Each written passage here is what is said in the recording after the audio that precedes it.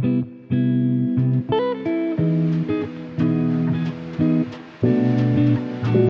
বন্ধুরা, তোমরা সবাই ভালো আছো? কেমন আছো? এখন বাজে হচ্ছে 5টা বিকেল। সন্ধ্যা হতে গেছে। দেখো, আমি আজকে তোমাদের সঙ্গে করে নিয়ে একটি নতুন ভিডিও নিয়ে আসছি। ব্লগটা তোমরা কন্টিনিউ করতে থাকো। দূরে কাছে যে যেখানে থাকো সকলে ভালো থাকো, সবার সুখ কামনা করি। আর তোমরা আমাদেরও কামনা করো যে আমিও ভালো থাকি, আমার পরিবারের সবাই ভালো থাকি। দেখো বন্ধুরা, আমি এই সুপারি ছালায় কষ্ট করে আমি আগের দিন থেকে এই ভিডিওটা করে নিচ্ছি। কেন কি বন্ধুরা, আমি সুপারি ছালতে এত কষ্ট করে টাইম করে পারি না। তাই জন্য আজকে আমি আগের দিনই এই ভিডিওটা সন্ধ্যার দিকেই শুরু করেছি। তোমরা আমার সঙ্গে থাকো বন্ধুরা। দেখো, আমার বরের ঘরের গরিব হলে যা হয় আর কি, আর সারা জনম এই কষ্ট করেই এইরকম করেই সংসারে আমরা দাঁড়াতে হয়, বরের পাশে দাঁড়াতে হয়। তাই সঙ্গে থাকো বন্ধুরা। দেখো আমি কি কষ্ট করি, এই যত দেখো এই কষ্টের মেহনতের জিনিস। তবে আমি ঘরে এসে সব কাজ কামগুলো করে নিলাম, যা যা দেখছো বন্ধুরা। এখন আমার গোপাল সোনাকে, আমার সোনা বাচ্চাকে পুজো দিয়ে আমার সোনাকে একটু খাইয়ে দিলাম। কেন কি ও ছোটো মানুষ, আর কত করবে, ও জানে মাও কষ্ট করে, তাই জন্য ওরও অনেক হয়, আমিও বুঝি।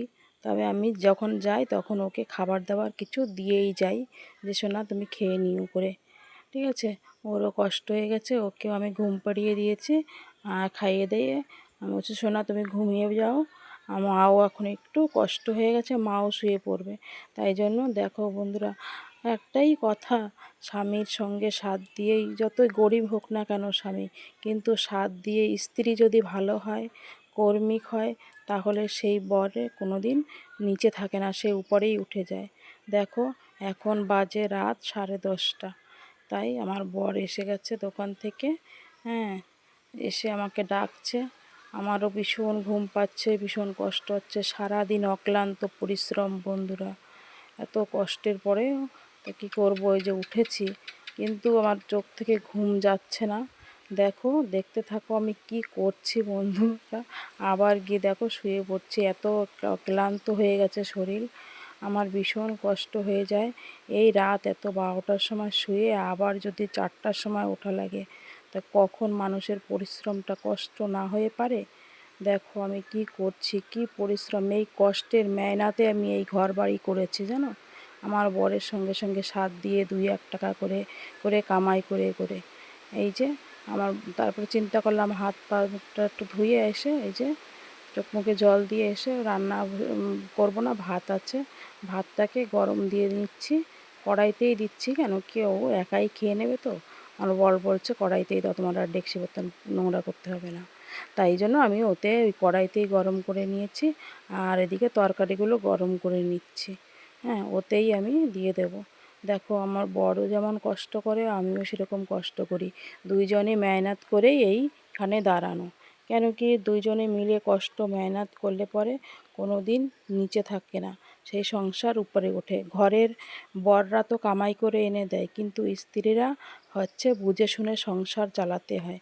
ঠিক আছে, 2-1 পয়সা যদি স্ত্রীরাও এদিক ওদিক করে আনতে পারে, দিতে পারে, তাহলে সংসারেই তো লাগবে না।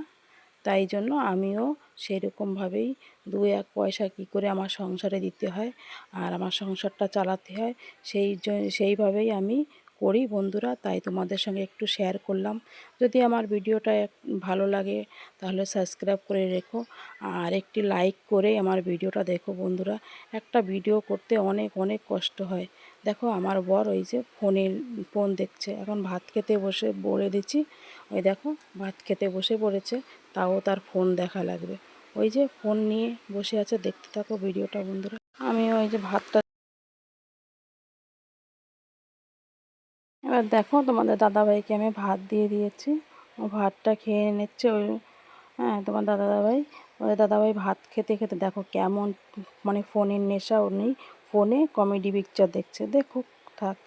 আমাদের কিন্তু দেখো ভাত খাওয়ার টেবিল আছে, কিন্তু আমরা তবু ওই লোক খায় না বলে আমরাও নিচেই খাই বেশিরভাগ টাইম। কেউ আসলে টাসলে তখনই উপরে বসে। এই যে আমি ভাতটা দিয়ে এসে এই ফাঁকে বিছানাটা করে নিয়েছি। কেন কি রাত এখন 11:30 পৌনে 12টা বাজতে যাচ্ছে। তাই জন্য এসে ফটাফট বিছানাটা করে নিলাম আমি। বিছানাটা করে এখন আমরা শোবো বলে তাই আমি বিছানাটা করে নিয়েছি। 12টা বাজতে যাচ্ছে, আর কখন ঘুমাবো।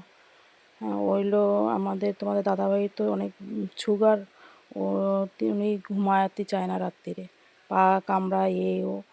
হ্যাঁ, ঠিক আছে, আমার তো ঘুম পাচ্ছে। এই এখন এসে দেখি একটি কি ব্যাগের ভিতরে কি নিয়ে আসছে।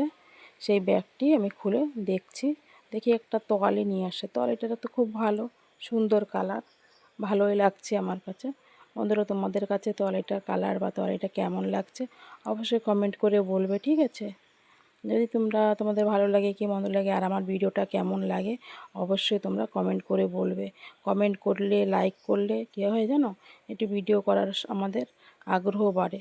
দিদিভাই দাদাভাইরা একটা ভিডিও করতে অনেক কষ্ট হয়, তাই অবশ্যই একটি লাইক দিয়ে দিও। আর যদি আমার ভিডিওটা তোমাদেরও দেখতে চাও, আরও এরকম ভালো লাগে তোমরা আমাদের পাশে থেকো, সাবস্ক্রাইব করে দিও। তোমরা রাধে রাধে।